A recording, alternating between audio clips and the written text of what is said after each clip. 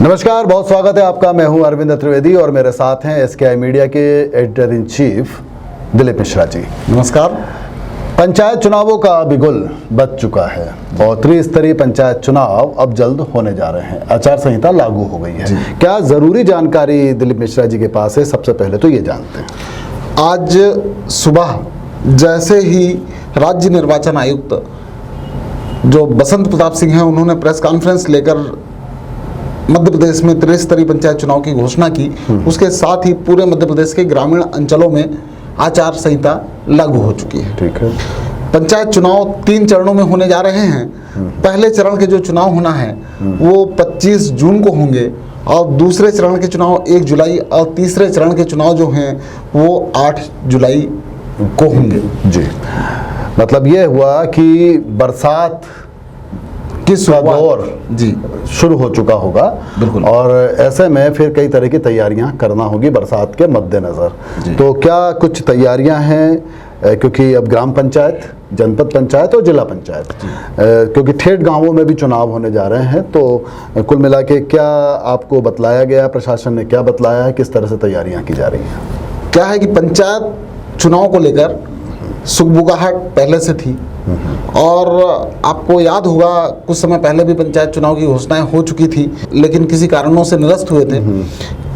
इन तमाम स्थितियों को देखते हुए प्रशासन चुनाव को लेकर पूरी तरह से तैयार था। पहले से एक मॉडल बना चुका था, लेकिन वो बरसात नहीं थी ना। हाँ, तो बरसात नहीं, लेकिन प्रशासन की तैयारियां पूरी हैं। उनके अपने अमला तैयार। बिल्कुल, मतदान केंद्र पूरे तैयार हैं उनके। कितने मतदान केंद्र होंगे, कहाँ कहाँ मतदान केंद्र होंगे, वो जी वो उनके पास उनका पूरा होमवर्क तैयार है। प्रशासन मतलब पूरी तरह से तैयार था कि अगर निर्वाचन 1 हफ्ते में करा दिए जाए तो प्रशासन ऐसी स्थिति में है, पूरे प्रदेश का अलर्ट मोड पर है कि चुनाव कराए जा सकते हैं जी। तो इसलिए प्रशासनिक स्तर पर सारी तैयारियां पूरी हैं। और अगर हम बात देवास जिले की करें तो देवास जिले में जो चुनाव होने जा रहे हैं वो पहले और दूसरे चरण में होंगे।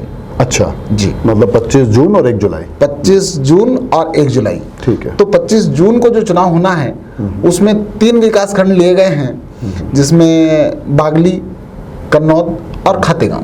ठीक है। इन 3 विकास खंडों में पहले चरण में चुनाव हो जाएंगे। ठीक है। और रही बात दूसरे चरण में जो चुनाव होना है उसमें देवास, सोनकच्छ और टोंक, ये 3 ब्लॉकों में दूसरे चरण में चुनाव होंगे। हाँ, जी। ठीक है। तो पहले और दूसरे चरण में देवास जिला पूरी तरह से चुनाव से निपट जाएगा। और आपको ये बता दूं कि देवास जिले में जिला पंचायत सदस्य के 18 सीटें हैं। 18 वार्ड हैं। ये बड़ा महत्वपूर्ण है क्योंकि और अगर बात जनपद पंचायतों की करें तो जनपद पंचायत के 138 वार्डों पर चुनाव संपन्न होंगे। पूरे देवास जिले के पूरे 6 जनपद पंचायतों की बात कर रहा हूँ। और अगर पंचायतों की बात की जाए, सरपंचों की बात की जाए तो देवास जिले में 496 सरपंच इस बार चुन के आएंगे। अच्छा। और तकरीबन 7,995 जो है टोटल पंच पद के चुनाव होंगे। और जिस तरह मैंने बताया सरपंच पद के लिए जो है 496 है और जनपद पंचायत सदस्य 138 और 18 जिला पंचायत सदस्य।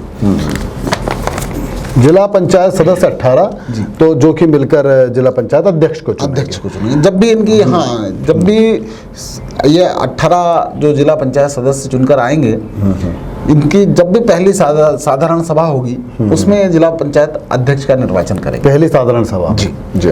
तो ये तो आपने बतलाया कि तारीखें कौन कौन सी है और निश्चित तौर पर जनता उसके लिए तैयार भी है, ग्रामीण क्षेत्र की खासकर। अब नाम निर्देशन प्राप्त करने की तिथि और इसके बारे में बताइए थोड़ा। नाम निर्देशन पत्र की जो अवधि तय की गई है, देवास जिले की बात कर रहे हैं हम, तो 30 मई से 6 जून। 30 मई से 6 जून को दोपहर 3 बजे तक। अच्छा, ये बिल्कुल नाम निर्देशन पत्र प्राप्त करने की तिथि है। ठीक है। और 7 जून को नाम निर्देशन पत्रों की संवीक्षा होगी और नाम वापस लेने की जो तिथि है वो 10 जून निर्धारित की गई है। नाम 10 जून को 3 बजे तक नाम वापस ले सकते हैं। ठीक है। और जैसे नाम वापसी की प्रक्रिया पूरी होगी और उसके बाद जो प्रत्याशी रहेंगे उनकी सूची घोषित होगी और उन्हें जो है चुनाव चिन्ह आवंटित भी उसी समय कर दिया जाएगा। अच्छा, चुनाव चिन्ह आवंटित हो जाएंगे। और चुनाव कैसे होंगे इस बार बैलेट पेपर से बैलेट चुनाव पेपर से ही होना होना है। है। चुनाव बैलेट पेपर है ना, तीनों प्रत्याशियों के एक साथ नहीं 4 तरह के बैलेट पेपर बनाए गए, मतपत्र 4 तरह के। 4 तरह के रहेंगे। तो जो पंचों का मतपत्र है जी हाँ। वो सफेद कलर का होगा और जो सरपंचों का है वो नीले कलर का होगा और जनपद पंचायत सदस्य के लिए पीला कलर है और जिला पंचायत सदस्य के लिए जो है वो गुलाबी कलर के मतपत्र होंगे। और अच्छा, जिला पंचायत के लिए गुलाबी कलर। जी जी हाँ। और इस तरह से मतदान की प्रक्रिया। ये तो हो गए आपके कुल मिला के तारीख हो गई, नाम निर्देशन हो गया, सूची हो गई, सूची के बाद बैलेट हो गया। बात अगर मतगणना की करें तो जिस तरह से चुनाव होंगे मतदान केंद्रों पर ही उसी दिन अच्छा, सेम डे मतगणना हो जाएगी। लेकिन मतगणना मतलब परिणाम घोषित नहीं होंगे, मतगणना हो जाएगी। उसके बाद में क्या होगा कि ब्लॉक वाइज सारणीकरण होगा, जहां ब्लॉक में जनपद पंचायत के सदस्यों तक के जो हैं उनकी घोषणा ब्लॉक स्तर पर होगी। जिला पंचायत की घोषणा जो है जिला मुख्यालय पर होगी। तो जिला मुख्यालय पर जब जिला पंचायत की होगी तो ब्लॉक स्तर के सारणीकरण के बाद में वो सूची यहाँ पर जिला मुख्यालय पर आएगी। यहाँ फिर से सारणीकरण होगा और उसके बाद में यहाँ पर मतलब जो है जिला पंचायत के सदस्यों की घोषणा हो जाएगी। हाँ, तो सदस्यों की विजयी उम्मीदवारों की घोषणा होगी। और ये विजयी उम्मीदवारों की जो घोषणा होगी ये 15 जुलाई तक जो है यहाँ पर घोषणाएं होंगी। सबसे बड़ी बात कि मतदान का जो समय है वह सुबह 7 बजे से 3 बजे तक का निर्धारित किया गया है। सबसे बड़ी बात यह है कि 2-4 दिन में मतलब ऐसा माना जा रहा है कि 1 जून के पहले नगरीय निकाय चुनाव की घोषणा भी हो जाएगी।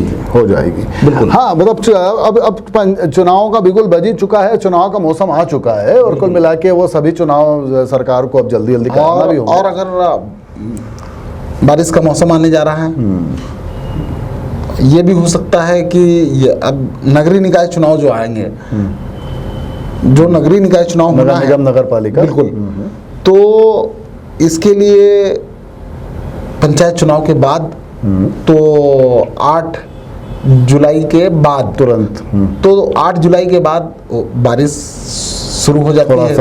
तो ऐसी कंडीशन में ये भी हो सकता है कि 25 जून के पहले 25 जून के पहले जो है नगरीय निकाय के चुनाव की घोषणा हो जाए, 25 जून के पहले चुनाव हो जाए।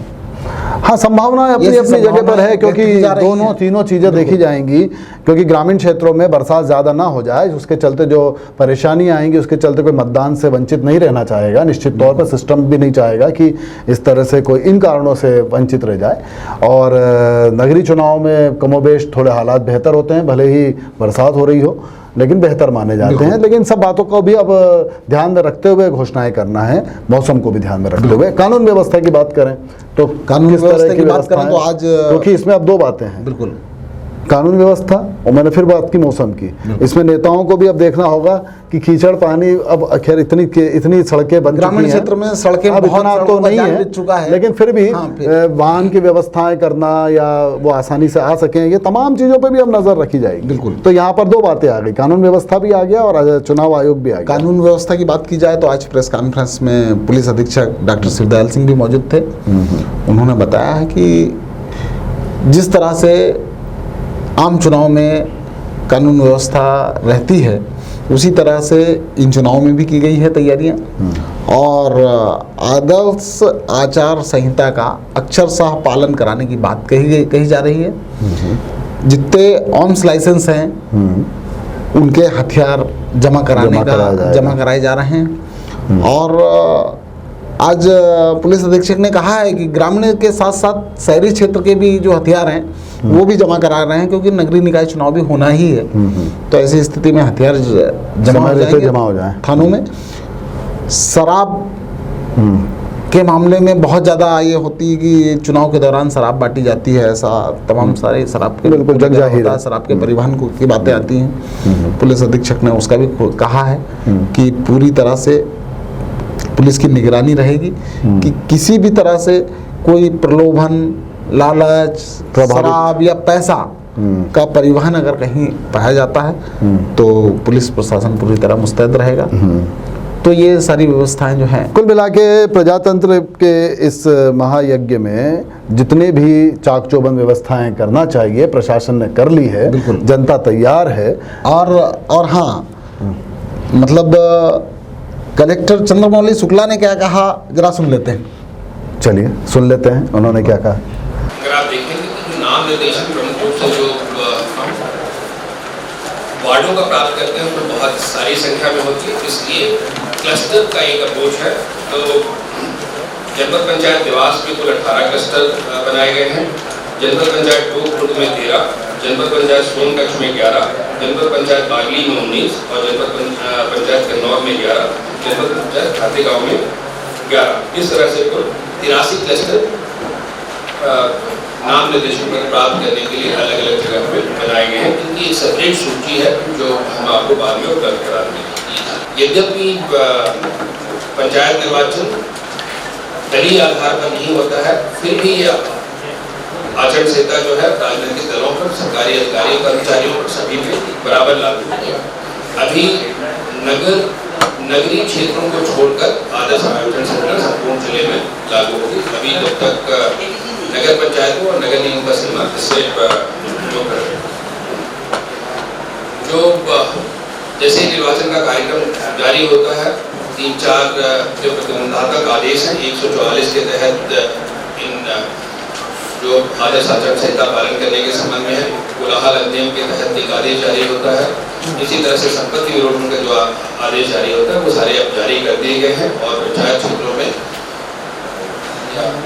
आदर्श आचरण संहिता का कड़ाई से पालन करने के निर्देश भी जारी किए। तो ये प्रशासन का जो संकल्प है, जो निर्णय है, जिस तरह से चुनाव चलेंगे, तो जिलाधीश ने ये सब बतलाया। अच्छा, इसमें सबसे पहली बात तो ये है कि हम जानते हैं कि पंचायतों के जितने भी चुनाव होते हैं वो फ्री फॉर ऑल और गैर दलीय चुनाव होते हैं, लेकिन फिर भी अपनी पार्टी अपने तरीके से सपोर्ट करती है, प्रत्याशी को समर्थन देती है। ये ऐसा कहा जाता है कि कांग्रेस समर्थित प्रत्याशी, भाजपा समर्थित प्रत्याशी, आप समर्थित प्रत्याशी, जितने भी जनप्रतिनिधि हैं ग्रामीण क्षेत्र के, वो अपना दावा भी लेकर आते हैं कि मैं इस पार्टी से समर्थित हूँ। तो ये देखना बड़ा दिलचस्प होगा इस बार भी।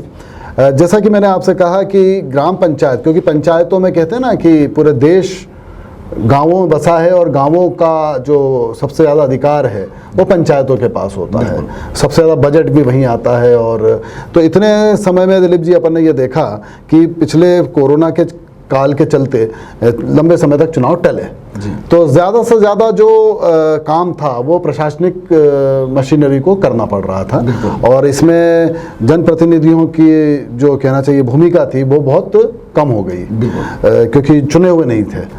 अब ऐसे स्थिति में आपने देखा होगा कि कई बार जनता के बीच में ये होता है कि वो अपने जनप्रतिनिधि से बहुत आसानी से बात कर लेती है या कोई समस्या होती तो आसानी से कर लेती है और बहुत सारी, और वो अपने अफसर के पास जाने के पहले 4 बार सोचती थी क्योंकि वो क्या बात करेगी, किस तरह से बात करेगी, ये तमाम बाधाएं होती हैं। तो आपने क्या देखा इस दौरान गांवों में जो समस्याएं रही हैं, ग्रामीण क्षेत्रों में जो समस्याएं रही हैं, उसमें लोगों का क्या कहना पड़ता है ये 2 साल में? देखिए, मैं जहां तक जो समस्याएं सामने आई, मैं जहां तक समझता हूं, जनता जो ग्रामीण क्षेत्र की जनता है वो अब उनका नेता निर्धारित होता है। हाँ, चाहे चुनाव के बाद कार्यकाल खत्म हो गया हो, 2 साल मतलब ऐसे गए हों, लेकिन फिर भी जो ग्रामीण क्षेत्र की जनता है वो अपनी हर समस्या को लेकर अपने नेता के पास ही जा पहुंचती है। अच्छा, मतलब उसको सक्रिय बनाए रख, बिल्कुल। हाँ। और ऐसी स्थिति में जो उनका नेता होता है, जिसको वो अपना नेता मानते हैं, वो किसी भी दल का हो सकता है। हाँ। और निश्चित तौर पर दोनों दलों में अपने अपने नेता हैं हर जगह ग्राम पंचायत स्तर पर। तो वो अपने नेता के साथ सामने अपनी समस्या रखते हैं और वो नेता फिर प्रशासनिक अधिकारियों के पास जाके उनको सॉल्यूशन कराने का प्रयास करते रहते हैं। लेकिन एक अधिकार के साथ जाना और बिना अधिकार के, इसमें सबसे बड़ा दिलचस्प पहलू जो रहेगा वो यही रहेगा कि पब्लिक को इस बार अपना नेता चुनने में आसानी रहेगी, सहजता रहेगी, क्योंकि उन्होंने ये देखा होगा कि जब कार्यकाल खत्म होने के बाद उनकी समस्याओं पर दौड़ने वाला, उनके लिए काम कराने वाला उनका नेता कौन था जो उनके हक की लड़ाई लड़ता रहा। ये मेरा कहने का मतलब यही था कि ये 2 साल ऐसे थे जिसके अंदर मैंने कहा ना कि आपके पास एक तो अधिकार दे दिया गया चुनाव जीत के, आपके पास वो पंच का या सरपंच का वो अधिकार है, उसके आधार पे आप बात कर रहे हो। अभी आप पंच भी नहीं हो, सरपंच भी नहीं हो, लेकिन जनता की समस्याएं हैं, उसकी अभी भी खसरा बीवन की भी छोटी छोटी समस्याएं हम कहते हैं, वो अपने नेता के पास जाके आपने जैसा कि कहा वो उसका सॉल्यूशन ढूंढने की कोशिश करता है या उसका समाधान कराने की कोशिश करता है। ऐसे में नेताओं के बीच में भी जनता के लिए ये समझना और जानना कुछ हद तक आसान हो गया होगा कि प्रशासनिक बॉडी से काम कराने के लिए जो तरीका होना चाहिए, जिस तरह से बात को रख के अपने काम को करा ले जाना चाहिए, ये ताकत किस नेता के पास है। बिल्कुल, ये ऐसी स्थितियों में ये ज़्यादा आसानी से पता चल जाता है। तो ये मेरा इशारा यही था। तो ये चुनाव में कहीं ना कहीं काम करेगा, बिल्कुल काउंट करेगा। और सबसे बड़ी बात, इस चुनाव में कई नए नेता भी उभर कर आए। जब तक कार्यकाल रहता है, एक सरपंच का अगर कार्यकाल है, तब तक तो पब्लिक उसके पास पहुंचती है, वो चाहे उनके समर्थित दल की हो या विपक्षी, सबका है वो तो। निश्चित तौर पर। लेकिन जब कार्यकाल खत्म हो जाता है, ऐसी और इतना लंबा गैप आ जाए, इतना लंबा गैप आ जाता है, तो नए नेता उभर कर सामने आते हैं। और अगर वो नए जो नेता या युवा नेता, यूथ वो आए भी हैं, सामने आए भी हैं, और वो अगर कहीं ना कहीं अगर सत्ता पक्ष से जुड़े हैं, तो निश्चित तौर पर वो इस महत्वाकांक्षाएं वो इस बात का वजूद रखते हैं कि वो काम, पब्लिक का काम किस तरह से करवा पाएंगे। वो देखा है, हाँ बिल्कुल, जनता ने देखा है, और जनता ने देखा है। और उन्हें इस बार ये मौका मिला कि उन्होंने अपने आप को वहाँ प्रेजेंट किया कि नहीं, मैं भी काम करा सकता हूँ। ये भी एक फैक्टर काम करेगा। क्यों फैक्टर इसलिए काम करेगा कि जैसा कि हम बार बार अभी हम लोगों ने चर्चा के दौरान इस बात को रखा, ये बात निश्चित तौर पे काम कर रही है कहीं ना कहीं। गांव क्षेत्र में या ग्रामीण क्षेत्र की अगर हम बात करें तो छोटी छोटी समस्याओं को लेकर, या ऐसी समस्याएं जो उनकी खेत की है, खलियान की है, तालाबों की है, कुएं की है, बावड़ियों की है, नालियों की है, सीवरेज सिस्टम की है, या कुछ जो विकास कार्य कर रहे हैं उसको लेकर कहीं अतिक्रमण की है, हटाने को लेकर है, लगाने को लेकर है, तमाम बातें। हर चीज़ के लिए ग्रामीण जनता जो है सीधे अफसरों के पास नहीं जा पाती है, उसका एक इतना सही तारतम्य नहीं हो पाता। लेकिन नेता जो ऐसे समय पर जो काम कर गया, वो उसके लिए कहीं ना कहीं प्लस पॉइंट। एक बात है, जनता जाती भी है, जन सुनवाई में हम देखते हैं, वो एक अलग पर्सनल चीज़ है। नहीं, ग्रामीण क्षेत्र की जनता, अभी आपने देखा होगा कि अगर हम बात करें तो कई बागली जनपद पंचायत क्षेत्र की बात करें, या हम कन्नौत खातेगांव की क्षेत्र की बात करें, तो वहाँ प्रधानमंत्री आवास को लेकर तमाम सारे मामले उठे। हाँ, और उजागर हो गए, और गाँव से वो इसी समय उजागर हुए जब कोई गांव से ग्रामीण लोग जो हैं ट्रैक्टरों में बैठ कर अच्छा बड़ी तादाद में यहाँ पहुंचे और कलेक्ट्रेट में पहुंचे। जन सुनवाई में उन्होंने अपनी बात रखी और वो उस पर कार्रवाई हुई। माननीय कलेक्टर ने उसमें संज्ञान लिया और उन्होंने बाकायदे उसमें जांच करवाई, कार्रवाइयाँ भी हुई। हाँ। तो ऐसा नहीं है, पब्लिक अब जागरूक हो चुकी है, पंचायत व्यवस्था मजबूत हो चुकी है। कुल मिला के ये है कि वो चुनाव हो रहे हैं तो ठीक है, अगर नहीं भी हो रहे हैं तो जनता इतनी जागरूक है कि उसको वो कार्य पद्धति मालूम। लेकिन चुनाव नहीं भी हो रहे हैं, नहीं, पब्लिक चुनाव का इंतजार कर रही थी। हाँ, लेकिन उसके बीच एक हिसाब से देखा जाए तो पब्लिक को बहुत ज्यादा बेसब्री थी कि जो चुनाव बार बार बढ़ रहे थे आगे। हाँ। लेकिन जनता नहीं चाह रही थी कि चुनाव आगे बढ़े। जनता तो ये चाह रही है कि जल्दी से जल्दी चुनाव एक सिस्टम में आ जाए, सिस्टम में आ जाए। और अब जैसे ही चुनाव की घोषणा हुई है तो जनता में कहीं उत्साह है चुनाव को लेकर, और ऐसा लग रहा है कि इस बार चुनाव में बहुत अच्छा मतदान होगा। जी हाँ, अच्छा मतदान होगा, बम्पर वोटिंग होगी। मैंने कहा ना, उसके 3-4 फैक्टर और जुड़ गए हैं, क्योंकि एक ऐसा समय सामने से निकला है, कोरोना काल, उसमें किसने कितनी मदद की, कौन कितनी मदद को लेकर आगे आया, अपने तय किसने कितनी मदद की, उसका रसूख था, उसके रसूख के आधार पर उसने कितने लोगों को अस्पताल पहुंचाया या डॉक्टर्स की व्यवस्था कराई या दवाइयों की व्यवस्था कराई। अब ये भी ग्रामीण क्षेत्रों में मुद्दे बनेंगे, क्योंकि बड़े गौर से लोगों ने इसको भी देखा होगा। बिल्कुल सही बात है। और इसी में नए नेता और इसमें कोई जोशीले नेता सामने आए क्या होता है कि जो पंचायत चुनाव जो होते हैं, यहाँ पर पंचायत चुनाव में गैरदलीय आधार पर इसीलिए होते हैं कि पंचायत चुनाव में स्थानीय मुद्दे काम करते हैं, स्थानीय समस्याएं काम करती बिल्कुल, हैं, बिल्कुल। और प्रत्याशी का आपसी व्यवहार बहुत मायने रखता है। आप देखते होंगे इन पंचायत चुनाव में अधिकांश जीतने वाले प्रत्याशी निर्दलीय होते हैं। जो निर्दलीय चुनाव जीत के आते हैं, वो ये बात एक अलग है कि वो चुनाव जीतने के बाद में वो किस पार्टी को सपोर्ट कर लेते हैं या पार्टियां उन तक अप्रोच कर लेती हैं। ये चीजें देखने को मिलती हैं, हर बार देखने को मिलती हैं, और इस बार भी देखने को मिली। उस कहीं ना कहीं जाके तो उसको काम करना है तो आसान होता है। निश्चित तौर पर जो है ग्रामीण क्षेत्र के जो चुनाव हैं वो व्यक्तिगत रिलेशंस के आधार पर होते हैं, व्यक्तिगत क्षमता, व्यक्तिगत रिलेशन, हाँ, उसकी कार्य क्षमता। ये आपने बिल्कुल सही कहा कि गैरदलीय चुनाव कराने के पीछे सबसे बड़ा कारण भी यही है, क्योंकि बड़ा संवेदनशील होता है। जितने छोटे चुनाव, यानी आप ऊपर से नीचे चलें तो जितने टेंस चुनाव होते हैं सरपंच के, जितने भी छोटे चुनाव हो जाएंगे वो उतने ही संवेदनशील और टेंस हो जाते हैं, क्योंकि एक एक वोट का वहाँ पे मतलब महत्व होता है। अरे लोग बाहर चले जाते हैं तो उनको बुलवाया जाता है वोट डालने के लिए। होती है। मैंने देखा है पंचायत स्तर पर जो चुनाव होते हैं तो वहाँ पर लोग 200 किलोमीटर 200 किलोमीटर दूर से अपना वोटिंग मतदान करने के लिए आते हैं। आपसे रिलेशन भी इतने मजबूत होते हैं कि मेरे को जाना है, बिल्कुल मुझे जाना है, जो कि आम बड़े चुनावों में नहीं होता। तो ये है खूबसूरती लोकतंत्र की, जो ऊपर से लेकर नीचे तक, तो सरपंच से लेकर सांसद तक का जो ये हमारा लोकतंत्र का ताना बाना है बड़ा मजबूत है, और उसके लिए एक बार फिर बिगुल फूंक दिया गया है। और अब कुल मिलाकर हमें किस तरह से नज़र रखनी है ग्राम पंचायत से लेकर और नगरीय निकाय के चुनावों तक, तो SKI मीडिया अपनी भूमिका को मुस्तैदी से निभाएगा, आपके बीच आएगा, आपसे समस्याएं जानेगा।